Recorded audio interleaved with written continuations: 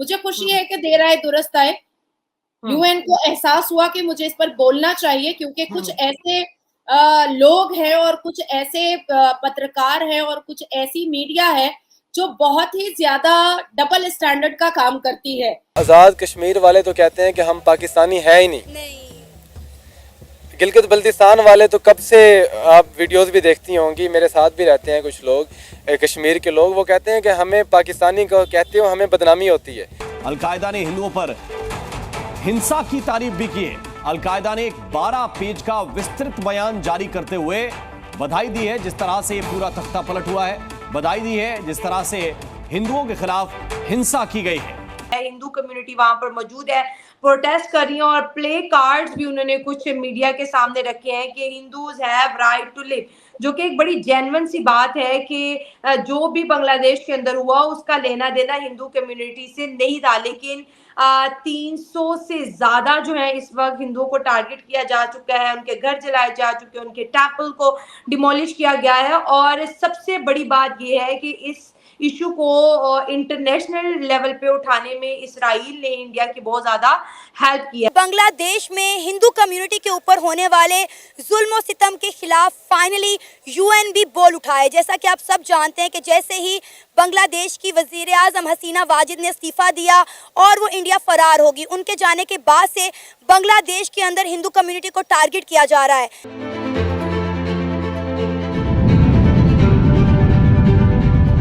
बांग्लादेश के कैपिटल की बात करें, ढाका में इस वक्त जो है बहुत ज्यादा जो है हिंदू कम्युनिटी वहां पर मौजूद है, प्रोटेस्ट कर रही है और प्ले कार्ड्स भी उन्होंने कुछ मीडिया के सामने रखे हैं कि Hindus have right to live, जो कि एक बड़ी जेन्युइन सी बात है कि जो भी बांग्लादेश के अंदर हुआ उसका लेना देना हिंदू कम्युनिटी से नहीं था। लेकिन 300 से ज्यादा जो है इस वक्त हिंदुओं को टारगेट किया जा चुका है, उनके घर जलाए जा चुके हैं, उनके टेम्पल को डिमोलिश किया गया है। और सबसे बड़ी बात यह है कि इस इशू को इंटरनेशनल लेवल पे उठाने में इसराइल ने इंडिया की बहुत ज्यादा हेल्प की है। तो हमारे साथ नाज़िर अली खान मौजूद हैं और इनसे बात करने की जो मेन रीजन है मैं आपको ये बता दूं कि जब हिंदुओं पे अटैक का मामला शुरू हुआ था तो हमने नाज़िर अली खान के साथ फर्स्ट शो रिकॉर्ड किया था, जिसमें उन्होंने न सिर्फ हिंदुओं की बात की कि बांग्लादेश के अंदर जो इस्लामिक एक्सट्रीमिज्म है उसके ऊपर भी उन्होंने बहुत अच्छे जो है अपने पॉइंट्स रखे थे।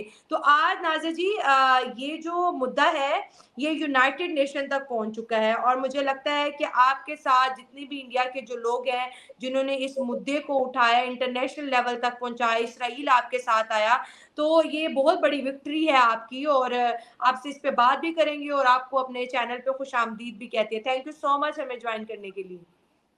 जय जगन्नाथ, हर हर महादेव, वंदे मातरम, भारत माता की जय, जय हिंद।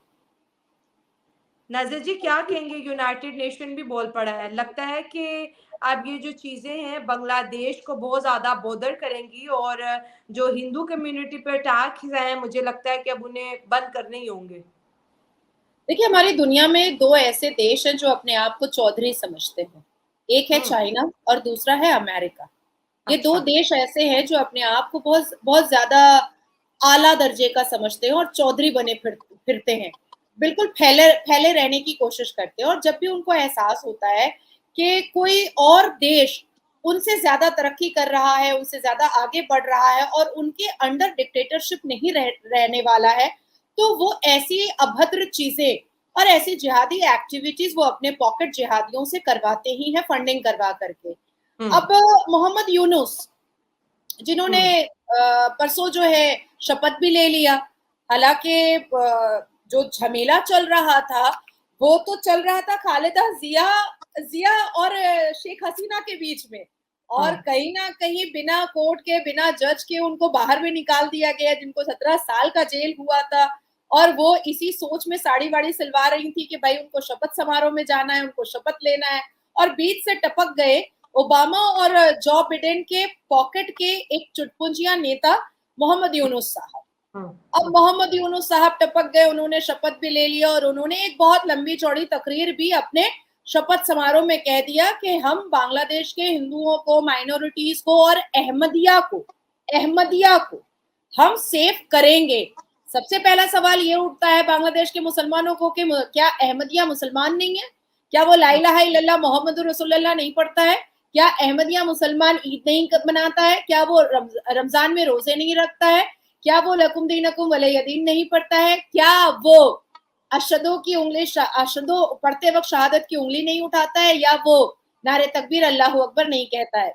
तो क्यों आखिर मोहम्मद यूनुस को ये कहना पड़ा कि हम माइनॉरिटीज की सुरक्षा भी करेंगे, अहमदिया मुसलमान की भी सुरक्षा करेंगे? इसका मतलब है कि ये जो आतंकी नाच नाचा गया है, ये सुन्नी मुसलमानों ने किया है और 72 फिरकों में से 71 फिरकों को भी आघात पहुंचाया है, और हिंदुओं को तो खैर फर्स्ट टारगेट तो सुन्नी मुसलमानों का हिंदू ही होते हैं।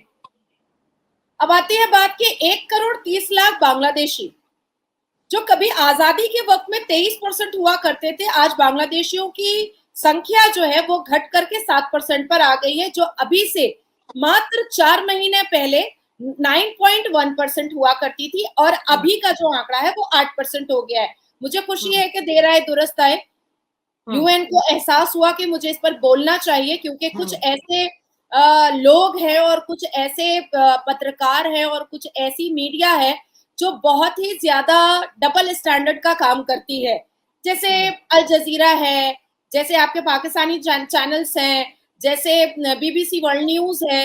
ये कुछ ऐसे मीडिया हैं जो हमेशा से भारत में किस मुसलमान के साथ क्या हो रहा है उसको तो बड़े बड़े हुर्फों में ऐसे छापेंगे जैसे लगता है कि पूरे मुसलमान का गला ही रेत दिया गया है। लेकिन जब बांग्लादेश में 300 से ऊपर हिंदूज मर गए, तकरीबन 23-24 हमारी हिंदू बहनों का बलात्कार हो गया, 4 से 5 हिंदू मंदिरों को जला दिया गया, आइस्कॉन टेम्पल तोड़ दिया गया, और 1971 में जब ईस्ट पाकिस्तान से बांग्लादेश बना था तो ये वही आइस्कॉन टेम्पल था जो उस वक्त जो रेफ्यूजीज रह रहे थे, उस वक्त जो बहुत परेशान थे, जिनकी माली हालत बिल्कुल सही नहीं थी बांग्लादेश में, उनको वो खाना तक घर पर पहुंचाते थे, और उसको भी उन्होंने जला दिया। पहले उस पर इसराइल ने आवाज बुलंद की, फिर इंडिया के प्राइम मिनिस्टर नरेंद्र मोदी ने वहां के निगरान वजीर आजम के लिए ट्वीट किया, और अब यूएन जो है वो इसके हक में बोल उठा है और बांग्लादेश में हिंदू कम्युनिटी के साथ स्टैंड कर रहा है। क्या कहना चाहेंगे? क्या आपको लगता है कि अगर हालात इस तरह से कंट्रोल से बाहर रहे तो हिंदू मुस्लिम फसाद भी जन्म ले सकते हैं? पहली बात तो ये है कि आप इसराइल और इंडिया का नाम न लें। अच्छा। क्योंकि वो खुद ही मुसलमानों पे जुल्म कर रहे हैं। अच्छा। जहाँ इंडिया में जब हिंदू लोग मुसलमानों पे जुल्म करते हैं, इंडिया क्यों खामोश होता है? इसराइल उस वक्त क्यों नहीं बोलता? फ़लस्तीन के मामले में हम देखें तो इंडिया इसराइल की पूरी सपोर्ट कर रहा है, वहाँ नहीं जुल्म हो रहा मुसलमानों पे। पाकिस्तान में कुछ ऐसा मामलात होते हैं, पाकिस्तान में ड्रोन किए हैं इन्होंने, जब अमेरिका करता रहा, उस वक्त ये यूएन या अमेरिका या इसराइल उस वक्त क्यों खामोश थे? आफिया सिद्दीकी के मामले पे ये सारा क्यों खामोश है?